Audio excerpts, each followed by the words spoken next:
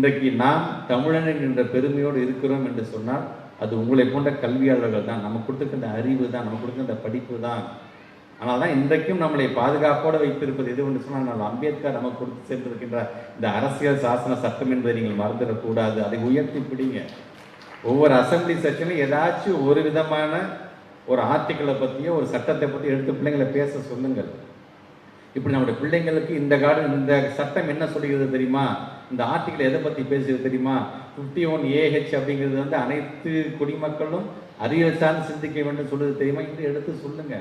பிள்ளைங்களுக்கு கொஞ்சம் கொஞ்சமாக அந்த அறிவியல் சார்ந்து இந்த அறிவை நாம் புகட்ட வேண்டியது நம்ம மிகப்பெரிய ஒரு கடமையாக இருக்கிறது என்று சொல்லி வருகை தந்திருக்கின்ற எங்களுடைய ஆசிரியர் பெருமக்களுக்கும் கல்வியாளர்களுக்கும் நூலகர்களுக்கும் பல்வேறு அமைப்பை சார்ந்தவர்களுக்கும் எங்களுடைய உடன்பிறப்புகளுக்கும் மேலில் அமர்ந்திருக்க அனைத்து சான்றோர் பெருமக்களுக்கும் மீண்டும் ஒரு முறை என்னுடைய நன்றியை தெரிவித்து இந்த உரையை நிறைவு செய்கிறேன். நன்றி.